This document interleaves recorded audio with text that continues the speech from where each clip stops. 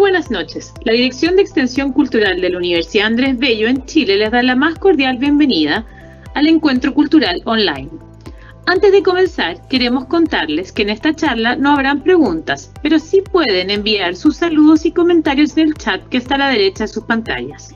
Muchas gracias por su atención y ahora los dejo con el señor Felipe Caradima Escármeta, director de Extensión Cultural, que les dará algunas palabras de bienvenida. Muy buenas tardes, saludo a todos ustedes, a todos los que están participando de la conferencia de hoy. Como siempre, mucha gente del norte y del sur del país y también a toda la gente que está conectada desde el extranjero. Todos bienvenidos, una vez más. Quisiera agradecer todos los dibujos que han mandado sus hijos, los niños, para conmemorar los 250 años de Beethoven. Este concurso que iniciamos hace un mes atrás, ya tenemos 300 dibujos y hoy justamente termina el plazo para enviar los dibujos. Eso es lo primero. Y lo segundo, quisiera invitarlos a una novedosa y atractiva actividad que vamos a tener el jueves 10 de septiembre, el próximo jueves, en la que vamos a tener una visita guiada a la Galería Uffizi de Florencia. Esta galería de arte tan famosa que tiene pinturas, esculturas y obras de arte fantásticas y únicas en el mundo entero. Vamos a tener una visita guiada con una profesora y especialista en el tema, que es la señora Huguet de Girolamo. Ella es doctora en Historia del Arte. Es también profesora de varios de los cursos que nosotros ofrecemos y va a ser esta visita guiada, entonces, el próximo jueves 10 de septiembre a las 19 horas. Para participar, como siempre, tienen que inscribirse y ahí les llegará el link para poder conectarse. Bueno, y la conferencia de hoy, que es la segunda sobre Magallanes, va a estar a cargo del profesor Pablo Castro.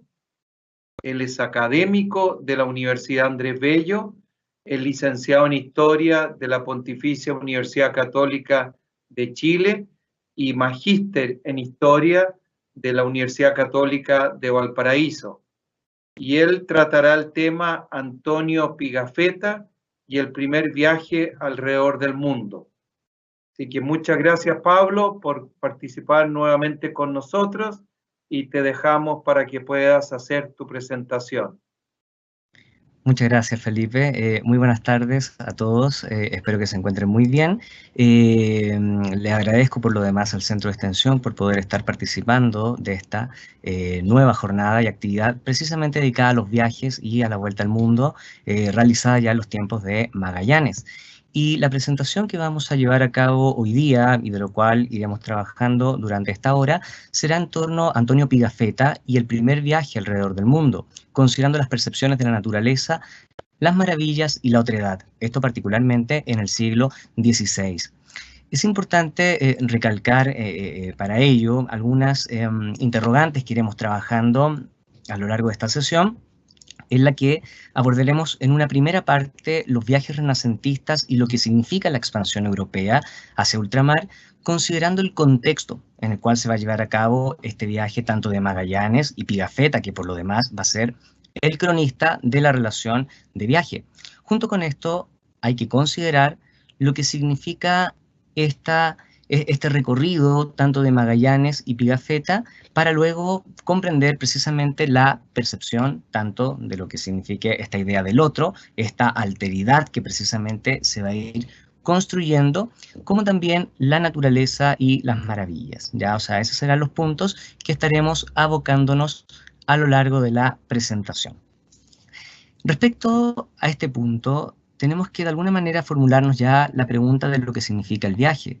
¿Qué significa el viaje para estos viajeros europeos y el modo en el cual van construyendo una imagen de este nuevo mundo o de lo que va a significar incluso la relación con Oriente, porque en cierta medida esta expansión europea va generando representaciones, imaginarios y con ello también un viaje que va a significar una apertura y posibilidad de encuentro con otras culturas. El viaje, en ese sentido, sin duda que va a constituir un catalizador de nuevas formas mediante los diálogos que se van a ir generando con las otras sociedades y a partir de eso también estableciendo incluso una serie de intercambios, transformaciones, también si se quiere, culturales. En esta línea, los viajes del Renacimiento que tendríamos que ubicar ya hacia los siglos XIV, XV, XVI, claramente constituyen un sentido de apertura, encuentro y choque con otros pueblos.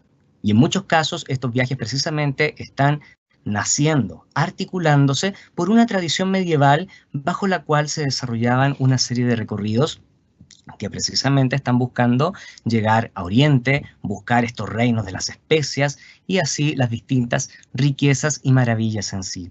Incluso los mismos viajeros son personas interesados en alcanzar cierto grado de gloria, fama, poder y riqueza. Ya todo lo que constituirá precisamente el siglo XV genera un momento de apertura y para una sociedad que está de alguna manera apuntando a una noción de cambio, de transformación, se va a ir construyendo una cierta idea de descubrimiento, de ir descubriendo y develando una nueva realidad que para ese minuto, entendamos, la sociedad europea solo conoce 3 continentes, conoce Asia, Europa y África. Sin duda que todas estas series de novedades técnicas, de transformaciones que se van dando en lo geográfico, en lo cartográfico y también en el desarrollo científico del periodo, va a permitir apuntar a novedades también en el campo de la navegación que permitan realizar viajes a larga distancia. En ese contexto tendremos que precisar también el recorrido de Magallanes, que precisamente entre 1519 a 1522 va a terminar dando la vuelta al mundo. Ya entendemos que Magallanes en 1521 va a fallecer cerca de las Filipinas, pero Juan Sebastián Elcano va a terminar este recorrido. Pero lo importante está en todo esto, en el cambio de mentalidad que se empieza a articular. Alberto Tenenti, por ejemplo, en una clásica obra dedicada al mundo moderno, nos dice que hay un cambio de mentalidad centrada en el progreso, en un optimismo, en un progreso en el cual hay una dignitas hominis, es decir, una dignidad del sujeto, de la persona, o más literal del hombre, en el cual se lleva a cabo un sentido de conquistas progresivas en torno a la realidad. Y estas conquistas técnicas que, por ejemplo, están logrando a través de la navegación o de la construcción de barcos, entre otros, va a permitir generar estos desplazamientos.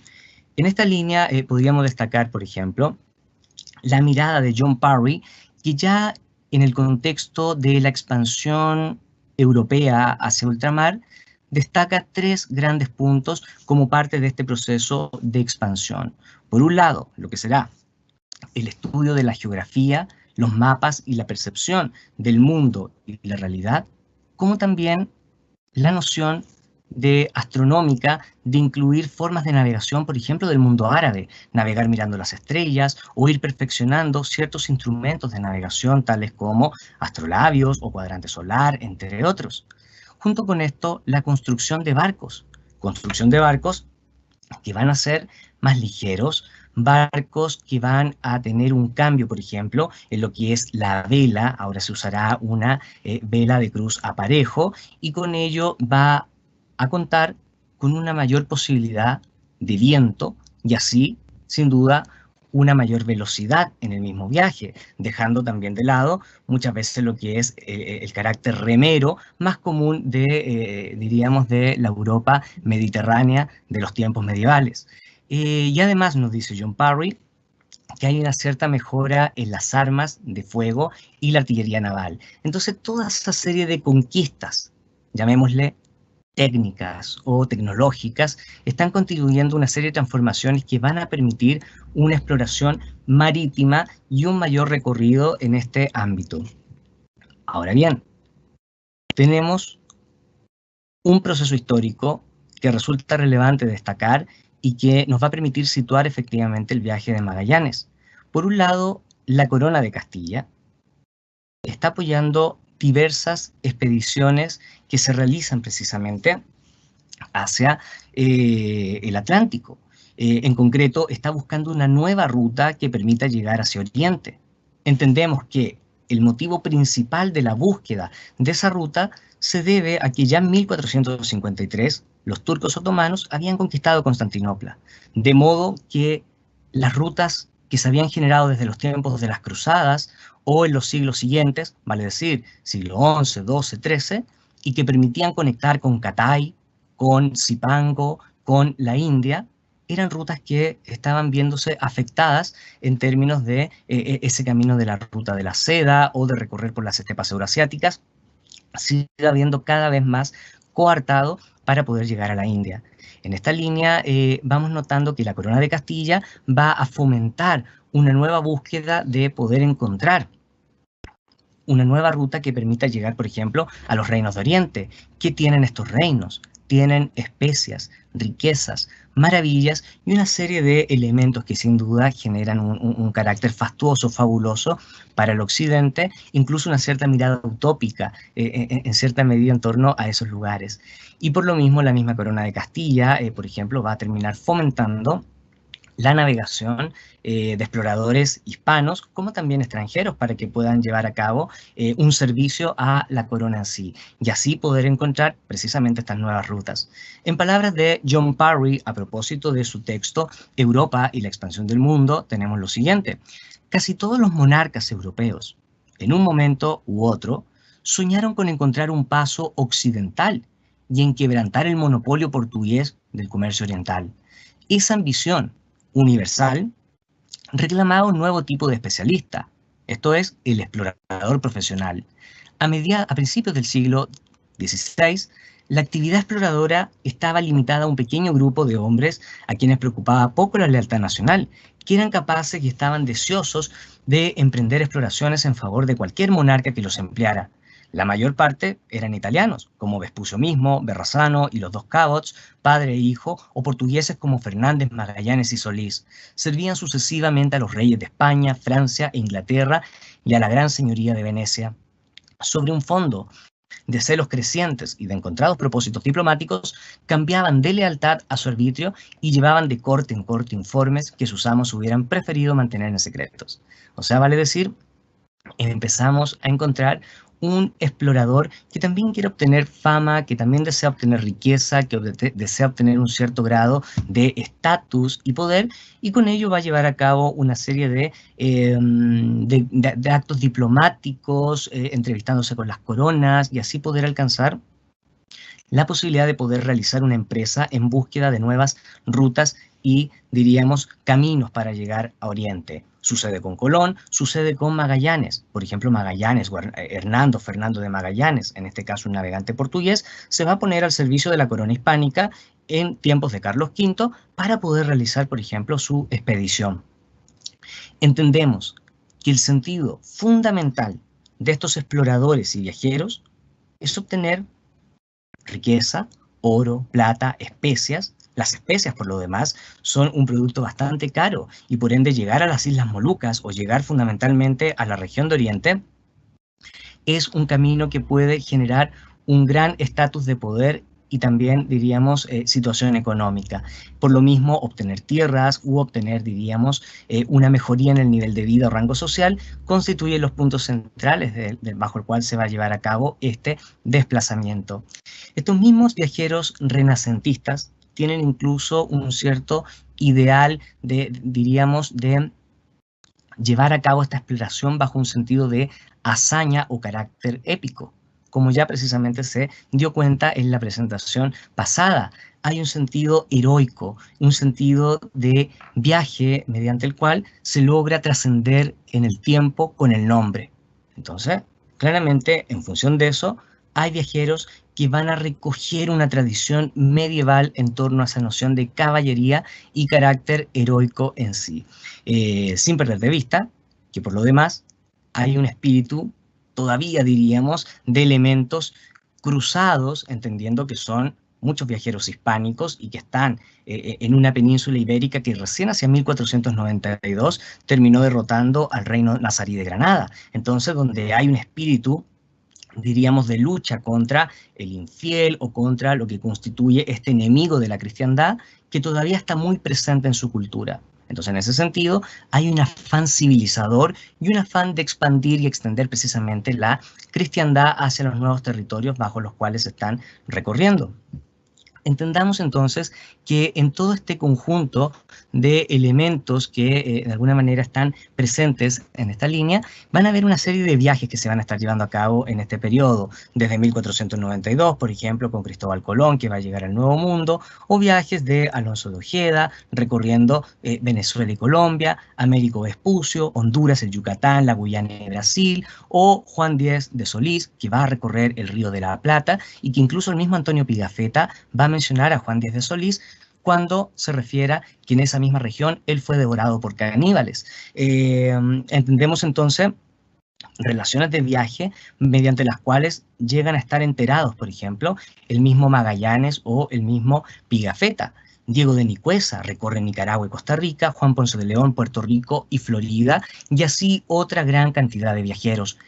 En 1513, un viaje muy importante va a ser el de Vasco Núñez de Balboa, que va a divisar el Mar del Sur, y que posteriormente Magallanes, cuando cruce el estrecho, hacia 1520 aproximadamente, va a tener ya esta noción de que se le va a llamar o rebautizar, mejor dicho, como Mar del Pacífico. Ya, o sea, vamos notando también los cambios y transformaciones que se van dando en torno a esta serie de descubrimientos y espíritu progresivo que va teniendo precisamente esta sociedad.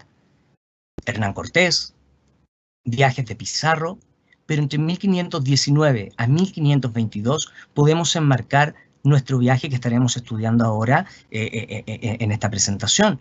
Fernando de Magallanes, su recorrido, y que, si bien fallece en 1521, Juan Sebastián Elcano y Antonio Pigafetta van a realizar de todas maneras la primera circunnavegación del mundo. Michel de Molat ya nos señala lo siguiente en su obra Exploradores del siglo XIII al XVI.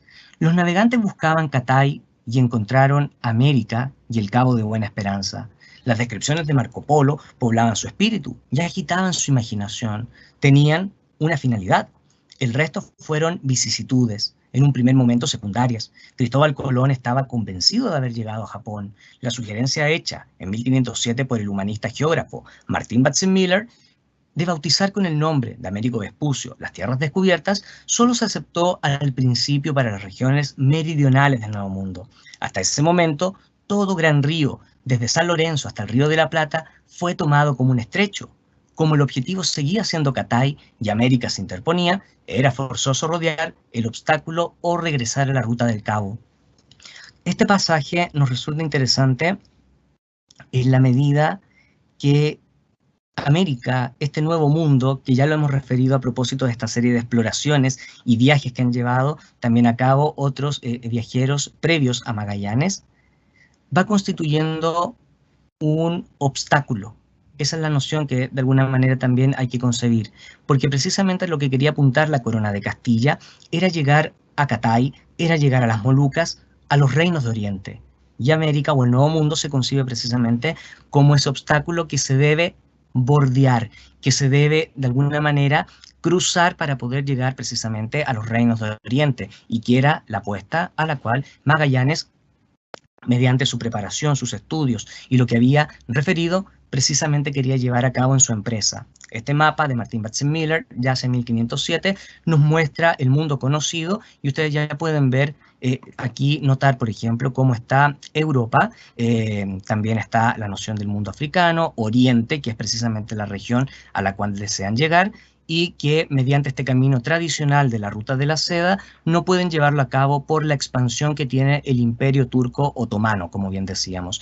De manera que Magallanes tendrá que llevar a cabo un recorrido bajo el cual pueda bordear este mundo americano y así continuar por el Pacífico hacia Oriente. Ya precisamente esa va a ser la línea bajo la cual va a llevar a cabo su desplazamiento. Esto entonces ya nos permite entrar directamente en el viaje de Magallanes y en la relación de Pigafetta, que es lo que precisamente estaremos ahora abordando. Magallanes vive entre 1480 y 1521, es un navegante portugués, se va a poner al servicio de la corona hispánica. No perdamos de vista que incluso ya había ofrecido, diríamos, realizar este viaje por parte de Portugal. Sin embargo, Portugal ya tenía su ruta. Tenía una ruta que se había logrado a través de otros viajeros, como Bartolomé Díaz o inclusive Vasco de Gama, que habían logrado circunnavegar África y así llegar a la zona de Calicut o Calcuta en la India, y poder recorrer precisamente buena parte del Océano Índico y así obtener las preciadas riquezas y especias que eran las cuales estaban buscando en general en esos territorios. Por ende, resulta rechazada su propuesta y Magallanes va a ofrecer esto entonces a la corona hispánica, bajo lo cual Carlos V aceptará esta expedición. La expedición de Magallanes se va a llevar a cabo en general por el Atlántico hasta llegar a América en 1519. Se recorrerá Brasil, también el Río de la Plata, hasta llegar a lo que se bautizará luego como el Estrecho de Magallanes, cruzando la Patagonia en la parte más sur y con ello posteriormente derivando a su navegación por el Pacífico hasta llegar a las Molucas hacia 1521. Entonces, un recorrido que de alguna manera resulta clave para la inspiración y ese afán de poder alcanzar las riquezas apreciadas, que fundamentalmente son las que está buscando. Ahora bien, no perdamos de vista que Magallanes ya había estado o había conocido la ruta de la India y precisamente había conocido la región del Malabar y con ello también parte del Océano Índico, en una expedición realizada en 1505 junto a Francisco de Almeida. Entonces eso es un antecedente importante para lo que va a constituir precisamente su recorrido y su viaje, como nosotros ya señalábamos, y que bien Carlos V va a, de alguna manera, aceptar la propuesta de Magallanes para que pueda buscar este reino de las especias. Isabel de Ricoeur, ya en su obra Introducción al texto de Antonio Pigafetta, nos señala que la expedición de Magallanes tenía un objetivo muy concreto. Esto es, encontrar el camino más corto para llegar al Maluco.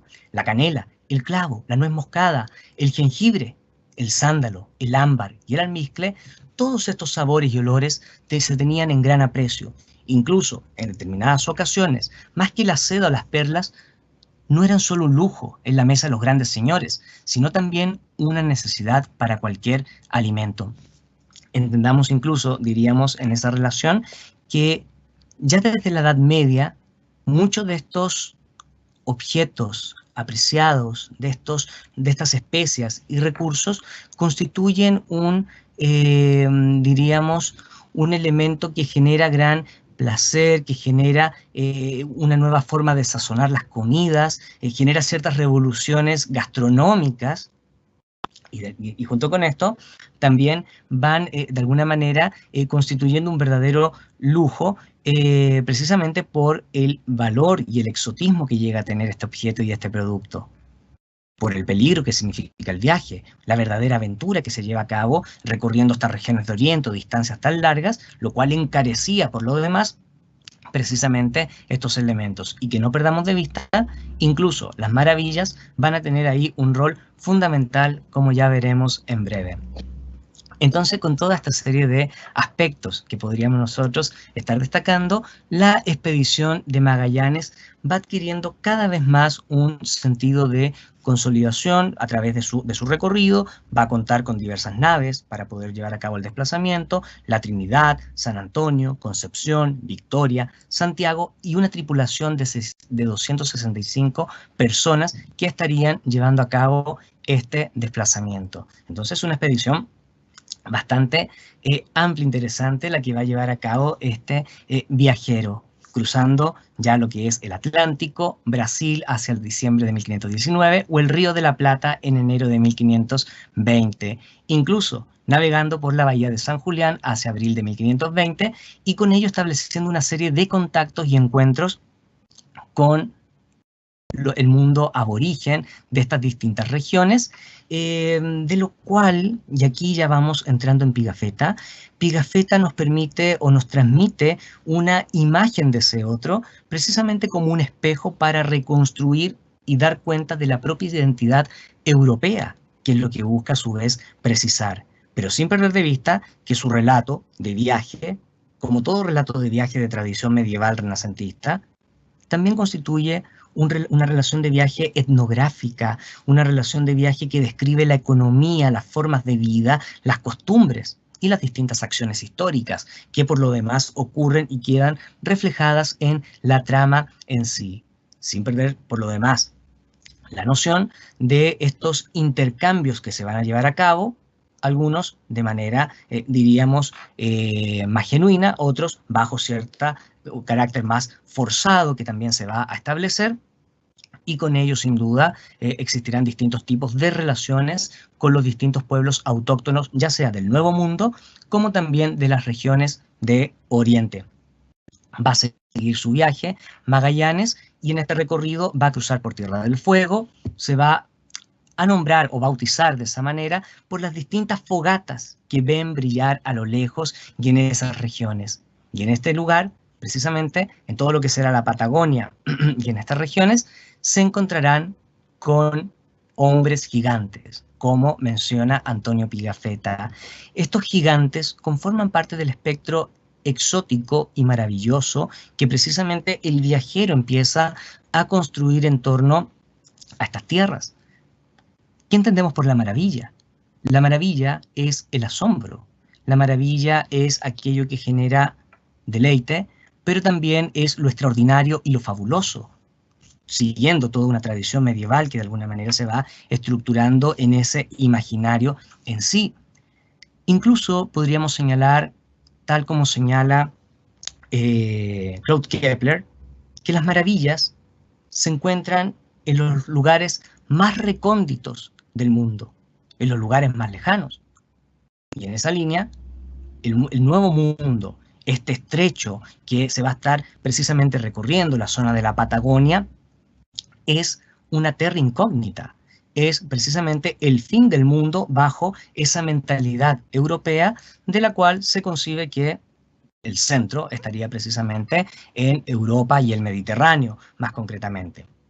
Entonces vamos notando cómo este encuentro e imaginación que se va a ir articulando en torno a estos patagones construye una imagen de seres gigantes, además favorecidos o ambientados con toda una imaginación, diríamos, de la literatura de caballerías de la época de los siglos XV y XVI, de la cual ya existían relaciones con Primalión y otros libros de caballería que aludían a seres gigantes y fabulosos entre sí. Entonces, ahí ya un primer encuentro que va a aludir a este carácter exótico y de maravilla según la mentalidad, diríamos, de este viajero Pigafetta. En sus palabras, ya ciñéndonos más directamente a su relato, nos describe, por ejemplo, lo siguiente: el capitán general ordenó que le dieran de comer y de beber, y entre las cosas que le regaló, le puso delante un gran espejo de acero. Cuando el gigante se vio en él, tuvo un gran susto, que dio un salto hacia atrás, derribando a 3 o 4 de nuestros hombres. Le regalamos unos cascabeles, un espejo, un peine y algunos paternoster. Y el capitán lo envió a tierra con 4 hombres armados. Sin duda que en este encuentro, primero notamos intercambio en lo cual no solo los europeos conciben al otro desde una perspectiva exótica, sino que también ese otro, ese indígena, está concibiendo al europeo como alguien distinto. Sus objetos le llaman la atención, las cosas que trae, esas baratijas que luego van a ir intercambiando, un peine, un espejo, un cuchillo, etc. van a generar incluso una temprana economía de intercambio entre esas culturas, entre esos pueblos específicamente. No perdamos de vista que entregarle un objeto de ese tipo luego se intercambiaba para obtener alimento, alimento que resultaba muy preciado para viajeros, navegantes que venían recorriendo y que también se les iban agotando sus provisiones e iban a requerir, por ejemplo, generar ese tipo de intercambios. Pero lo interesante a su vez está en el hecho de que el mismo gigante o este patagón se sorprende, se asusta de sí mismo. Y eso nos muestra el choque, eso nos muestra la novedad, los objetos que resultan a su vez novedosos para este mundo, particularmente americano.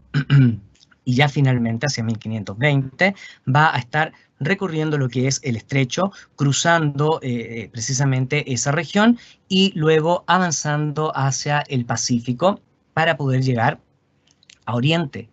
Y en Oriente se va a avistar regiones como Guam, las Marianas, Filipinas, y precisamente en esas regiones va a llevar a cabo un proceso de evangelización, de conquista, y con ello también someterlos al dominio español.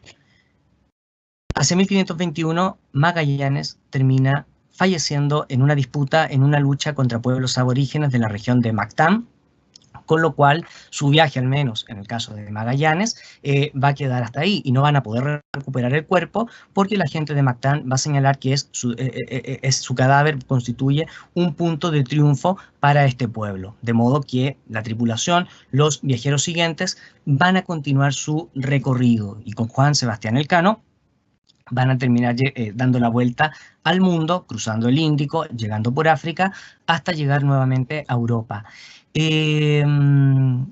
No exento de distintas dificultades, hambre, lo que significa también el frío, el escorbuto, vale decir, falta de vitamina, y sin duda que hacia 1522 ya estarían llegando a Europa. Según palabras de Pigafetta, esta vuelta al mundo se logra de la siguiente manera. El sábado entramos en la bahía de Sanlúcar con solo 18 hombres, la mayor parte de ellos enfermos.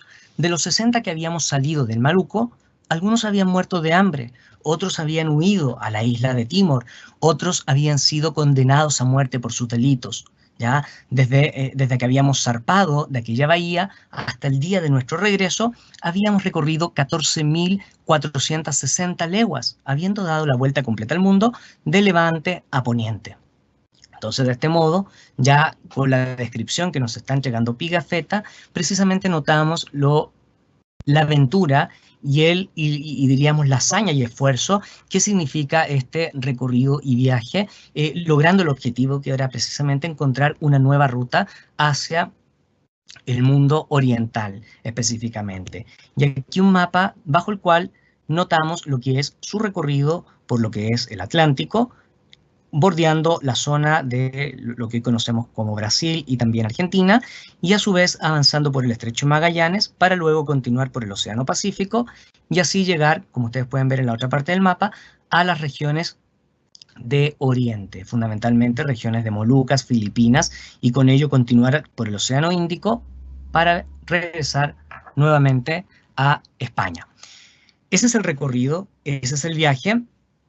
Y sin duda que Pigafetta nos transmite un interesante relato con relaciones geográficas, con bastantes detalles del mundo que precisamente está recorriendo, la naturaleza, la fauna y los distintos pueblos con los cuales contacta, choca y dialoga. Ahora bien, centrándonos en Pigafetta, cronista y explorador italiano, proveniente de Vicenza, y que según la historiografía además no está muy claro si es antes o después del viaje, hay ciertas discusiones en torno a ello. Además es caballero de Rodas, ¿ya? De la Orden de Rodas.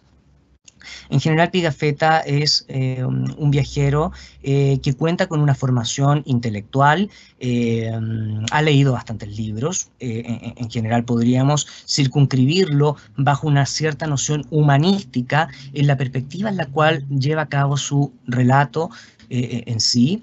Va a escribir precisamente esta relación de viaje hacia 1525 titulada El primer viaje alrededor del mundo, por lo cual la lleva a cabo algunos años después de lo que es el recorrido propiamente tal entre 1519 a 1522, como señalábamos, y en lo cual va señalando este hecho épico, esta aventura y expedición en tiempos de Magallanes y Elcano.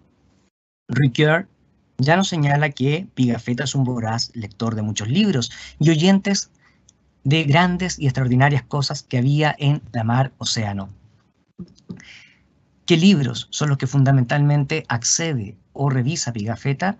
Estamos hablando fundamentalmente de literatura de viajes, Marco Polo o distintos viajeros, Colón, que constituyen también una base bastante importante para comprender lo que constituye, diríamos, este recorrido. ¿Y por qué les menciono estas obras?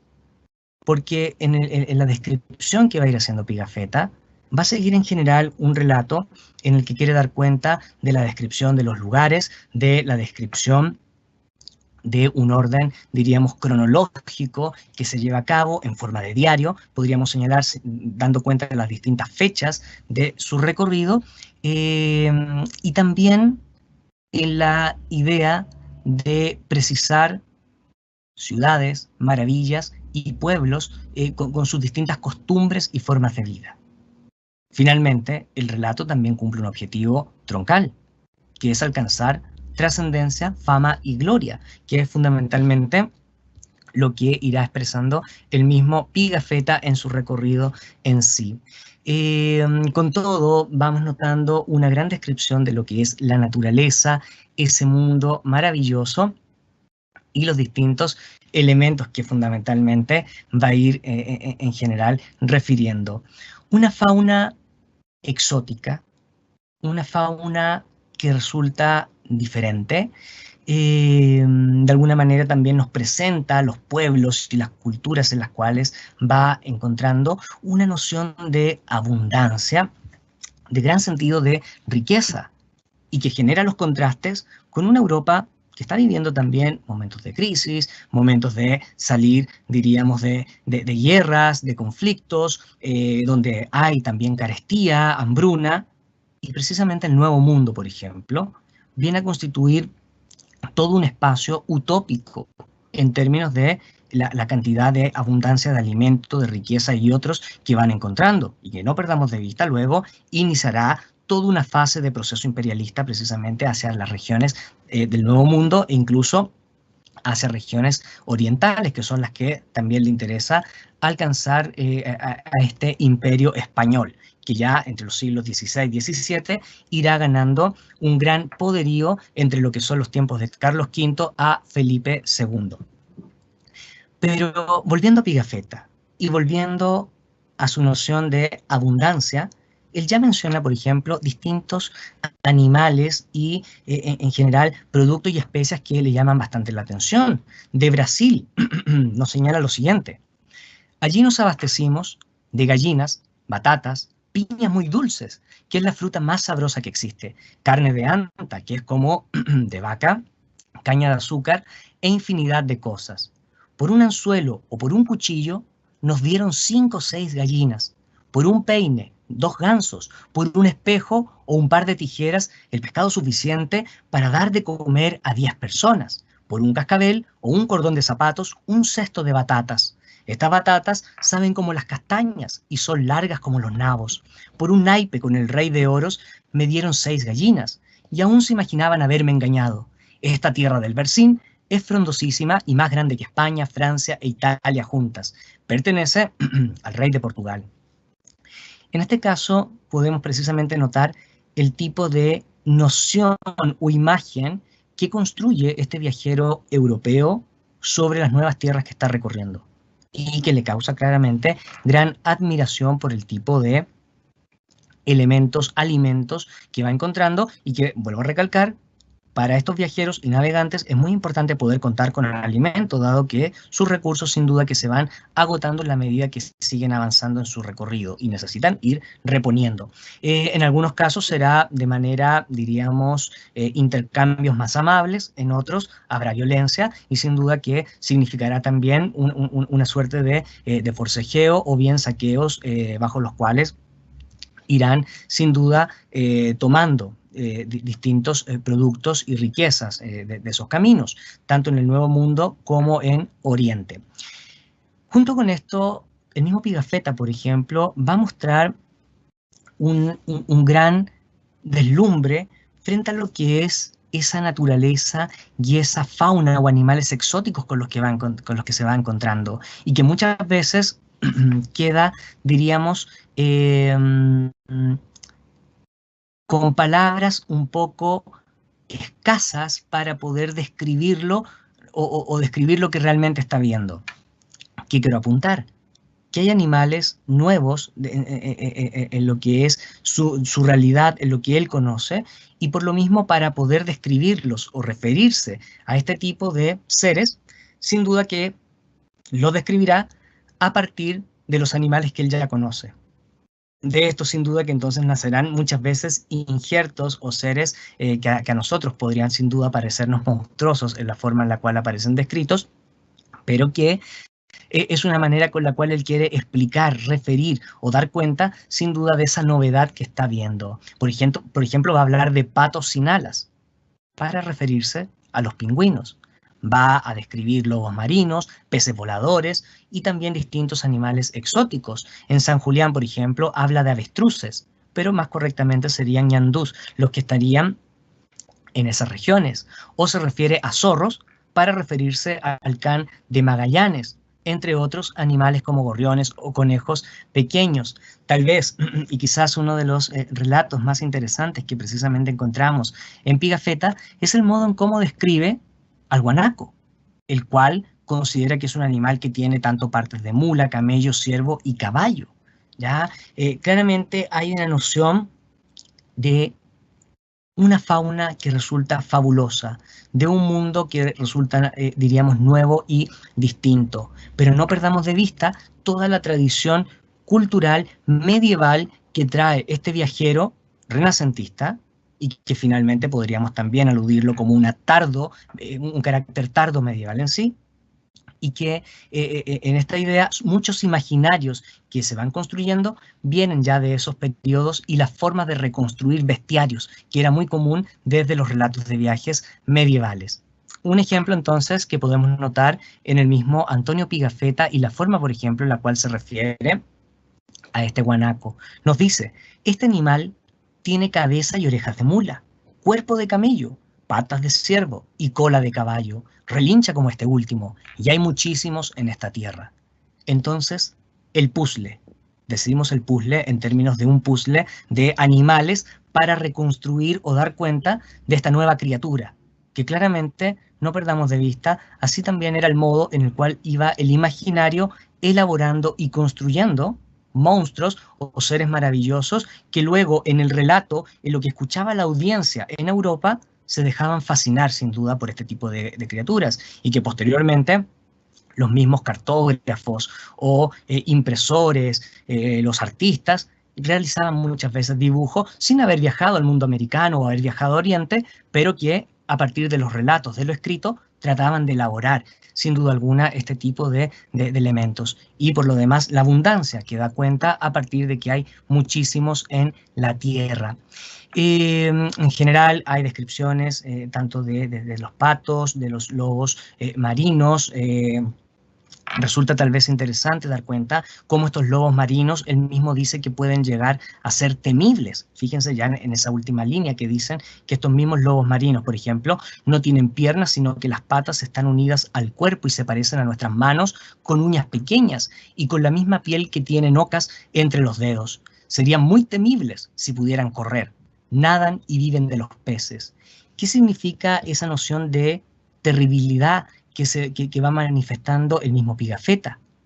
Aventura, peligro, el encontrarse con seres que constituyen también una situación de tensión en el viaje, y que si bien claramente constituyen una fauna novedosa para el viajero, también él quiere dar cuenta de este sentido épico o de un viaje, ya decíamos, de aventura en su recorrido. Los mapas de la época, este mapa, por ejemplo, de 1620, de Van Dort, ya de alguna manera nos va dando cuenta la presencia, por ejemplo, de este pingüino, y aquí también otras relaciones ya, pero sin duda de fotografías más actuales que nos muestran a los pingüinos magallánicos. Y aquí también en mapas antiguos, en este caso de 1616 de Schouten y Lemaire, podemos notar la referencia a los lobos marinos que veían y los guanacos, como aparecen, por ejemplo, representados en este caso. Y aquí vemos, sin duda ya, desde una fotografía más reciente, un guanaco, en este caso patagónico. Pero sin duda que en función de eso, se va estableciendo una descripción, una novedad bastante interesante referente a esta maravilla. Maravilla que decíamos, es lo asombroso, es lo fabuloso, y de lo cual el relato de Pigafetta va a estar constantemente incluyendo elementos extraños, como también aludiendo a seres mitológicos, monstruosos, incluso maravillosos en sí. De alguna manera Isabel de Ricoeur ya nos apunta a que, si bien hay una noción, diríamos, de maravilla, esta se encuentra un tanto más matizada por ese carácter un tanto más racional que posee Pigafetta, entrando en su tiempo, diríamos, de humanismo renacentista. Sin embargo, no perdamos de vista, y aquí de alguna manera es también en función de la mirada que he dado a partir de las lecturas que he revisado de este documento, no podemos dejar de lado que Pigafetta también tiene una tradición medieval importante en su narrativa, en su estructura de imaginario y en la forma en la cual se refiere a ese otro. De modo que las maravillas van a estar mencionadas, tal vez ya no con la expresión hemos encontrado algo asombroso, maravilloso, sino más bien aludiendo directamente a ciertos seres o tipos de criaturas que no pueden quedar fuera del relato, siguiendo la tradición del relato medieval en términos del carácter didáctico, de lo atractivo, de la novedad y también del peligro. ¿Ya? Entonces la maravilla va cumpliendo ahí, diríamos, una cierta funcionalidad narrativa, literaria, que a su vez va a ir complementando, diríamos, esta misma narración. Frente a esto, hay algunas maravillas, por ejemplo, que me interesaría dar cuenta y que son mencionadas por el mismo Pigafetta. Tal vez una de las más relevantes son los gigantes, que ocupan sin duda un espacio fundamental al comienzo de la obra. Cuando hablamos de un gigante, es un ser enorme, grande, y que en este caso el mismo Pigafetta, si bien lo va a describir como un buen salvaje, también tiene momentos en los que lleva a cabo acciones en cierta medida barbáricas, propiamente tal, como por ejemplo introducirse una flecha en la garganta, tal como ustedes pueden ver en la imagen de una obra, en este caso es un extracto de cartografía de Levinius Ulcius. Y que cuando los patagones se sentían mal del estómago, según nos dice Pigafetta, estos introducían la flecha para poder vomitar o expulsar aquello que tienen de malo en su interior. Sin duda que los gigantes van a ser descritos, incluso bautizados por los mismos viajeros, pero se va a ir construyendo toda una imagen de este mundo patagónico con el cual se están encontrando. Tanto así que en el mismo imaginario se refiere la noción de un regio gigantum, una región o reino de gigantes. Es cosa de ver los mapas, como el de Sebastián Münster hacia 1540, en el cual precisamente va a articular o quedar presente esta noción de imaginario fabuloso en estas tierras. Y es porque ya lo decíamos al comienzo, la maravilla gusta de ocultarse, tal como nos dice Victoria Cirlot. La maravilla se encuentra en los márgenes del mundo, no está, diríamos, en el mismo centro de Europa. Está en los rincones del mundo, está en Oriente, está en los rincones de África, está en los rincones de América. Y precisamente esta región va constituyendo un sentido de lo fabuloso. Es cosa de ver los distintos mapas, como el de Guillaume Le Testu, que precisamente también nos muestra a esta relación de gigantes, en su carácter barbárico, exótico, en la noción de desmesura y el exceso. Un ejemplo a partir de lo que nos señala el mismo Pigafetta. Un día, cuando menos lo esperábamos, un hombre de aspecto gigantesco se presentó ante nosotros. Estaba sobre la arena casi desnudo, cantaba y danzaba al mismo tiempo, echándose polvo sobre la cabeza. Era tan grande, aunque bien proporcionado.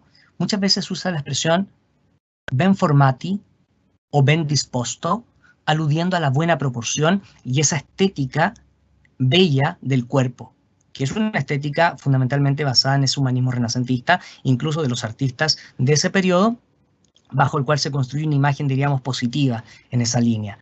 Pero luego ya señala que nuestras cabezas llegaban apenas a su cintura y tenía la cara completamente pintada de rojo y alrededor de los ojos de amarillo y en las mejillas llevaba pintados 2 corazones rojos. Los pocos pelos que tenía en la cabeza estaban teñidos de color blanco y se vestía con la piel de un animal hábilmente cocida, refiriéndose al guanaco. Sostenía además un arco corto y grueso con la cuerda más recia que la de un laúd, confeccionada con los mismos intestinos de ese animal, o sea, dando cuenta entonces ya de ese carácter un tanto más barbárico y las armas más primitivas que de alguna manera utiliza en el imaginario que construye precisamente Pigafetta. Así con todo, vamos viendo ya, por ejemplo, en los mapas cómo se establece la representación de este mundo patagónico y de estas maravillas ubicadas en los márgenes en sí. Este mapa de Diego Gutiérrez, 1562, nos está mostrando precisamente a estos patagones y fíjense el cuerpo bajo la representación de ben disposto o ben formati, bien proporcionados en sí. ¿Ya? Y ahí claramente dando cuenta de la diferencia de tamaño con otras personas. Aquí el mapa de Levinius Sulcius, que ahora ya lo podemos ver completo, y viendo a este gigante que se introduce la flecha al interior de la garganta, ubicado precisamente en los márgenes y dando cuenta de este carácter maravilloso. Cartógrafo, también podemos ver a Diego Omen, que hacia 1558 se refiere, fíjense, Terra Gigat, o sea, aludiendo a la tierra de gigantes, también en esta región más cercana hacia lo que es el sur del Nuevo Mundo. Incluso en ciertos grabados, la representación del viaje de Magallanes con los diversos mitos y elementos fabulosos y que, por ejemplo, podemos ver el caso del mismo gigante Patagón. Habría que destacar junto con esto a los caníbales. Caníbales que a su vez nos estarían mostrando el hecho de comer carne humana y en cierta medida reflejando lo inhumano y con ello también esa noción de lo incivilizado bajo la noción que se va estructurando desde temprano en la cultura occidental y que claramente el mismo Pigafetta en diversos momentos de la obra, refiriéndose a pueblos tanto del Nuevo Mundo, tanto en Brasil o el Río de la Plata, como también en Oriente, que en general va a aludir a esta relación de gigantes. Uno de los casos, por ejemplo, va a ser el mismo Juan de Solís, que va a terminar siendo devorado junto a sus 60 hombres, tal como lo señala el mismo Pigafetta, que se refiere que no tuvo, o sea, se confió demasiado el viajero y finalmente terminó siendo devorado por estos caníbales. Aquí ya podemos ver en el mismo mapa de Sebastian Münster cómo se mencionan, por ejemplo, los caníbales y con ello esta relación de esta choza, donde precisamente se pueden ver los restos de personas que finalmente son devoradas por este elemento, diríamos, de cultura más negativa, como muchas veces se construye en torno al canibalismo. Otros seres descritos por Pigafetta, Panotis o Panotios, que viene de pan, de las orejas, y orejas que aluden sin duda al carácter, diríamos, grande de estas, y que el mismo Pigafetta va a describir como seres bastante pequeños y que tienen las orejas muy grandes y que en general habitan cavernas subterráneas. En las palabras del mismo viajero, nos dice que el piloto viejo que nos trajimos del Maluco nos dijo que cerca de allí había una isla llamada Arucheto, en la que los hombres y las mujeres tienen una altura de codo y las orejas del mismo tamaño, y así una les sirve de colchón y la otra de manta. Una clara tradición del mundo medieval en la cual la maravilla de estos panotios, bajo la cual se cubrían con las orejas, termina estando presente en la narrativa de Pigafetta. O inclusive otros casos como el pájaro garuda, por ejemplo, que se menciona en la región de Java Mayor, ya en el Golfo de China, y que es un ave que puede levantar a un búfalo o un elefante, un ave que alude a ese imaginario, diríamos, esplendoroso, y que ya está inspirado en relatos como el de Marco Polo cuando habla del ave roc. Ave roc, que claramente también Marco Polo nos dice que podía levantar elefantes para luego arrojarlos y terminar devorándose al animal en sí. Claramente vamos notando una gran cantidad de elementos fabulosos y maravillosos según la descripción de Pigafetta. Demonios en la isla de Timor, también blemias o seres que parecía que no tenían cabeza, como nos dice el mismo Pigafetta, en la región de Tador, o incluso islas en las que viven solo mujeres y que son fecundadas por el viento y bajo las cuales si nace un hombre lo terminaban en este caso asesinando, como nos dice Pigafetta, y si es mujer la dejaban viviendo en la región, que es una clásica relación al mito de las Amazonas. Y finalmente otros casos aludiendo a pájaros de Dios, peces voladores, entre otros, que claramente dan cuenta de una gran tradición referente a estas maravillas. En cierta medida, y ya finalizando, entendiendo que estamos ya llegando a la hora, diríamos, de la presentación, es importante que podamos entender el sentido que adquiere este cuadro de lo maravilloso en términos de la noción o percepción de la otredad, considerando que es un viaje que se mueve entre el imaginario medieval, pero también la novedad y esa noción de pensamiento humanista y renacentista. El viajero se encuentra tensionado entre esos dos mundos, casi como una bisagra, como bien nos diría Tenenti, en lo que es el fin del mundo medieval y los comienzos de este mundo moderno. En esta línea, su viaje, su recorrido, la descripción diríamos, de todo de esta realidad, permite que el viajero pueda ir construyendo una percepción exótica, fabulosa de las tierras y que obviamente no estarán sin duda exentas de diversas tensiones y conflictos con los pueblos aborígenes del Nuevo Mundo y también de Oriente, en cuanto se quiera establecer un dominio español sobre esas regiones. Pero finalmente el viajero describe esa realidad en función de su mentalidad, su cultura y sus distintas formas con las cuales construye este relato. Ya esos son fundamentalmente los puntos centrales que nos permiten entender esta relación al viaje que realiza Pigafetta. Ha sido un gusto realizar esta presentación para ustedes, así que espero la hayan podido disfrutar y espero que a su vez se encuentren muy bien. Muchas gracias, le agradezco la atención y para una próxima. Que esté muy bien, gracias. Muchas gracias, Paulo. Te agradezco tu presentación y todo lo que has podido transmitirnos a través de estos documentos tan únicos de Pigafetta, ¿no es cierto?, navegante que acompañó a Magallanes y que fue fundamental en este viaje. Así que te agradecemos tu presentación una vez más. Bueno, quisiera dejarlos invitados para la próxima semana. Tenemos la última conferencia sobre Magallanes y la primera circunnavegación alrededor del mundo. Y esta conferencia del martes 8 de septiembre, que es a la misma hora, a las 19 horas, la dará un profesor desde España. El doctor Pablo Pérez Mayaina. Lo ha conseguido la Embajada de España aquí en Chile y el Centro Cultural de España en Chile.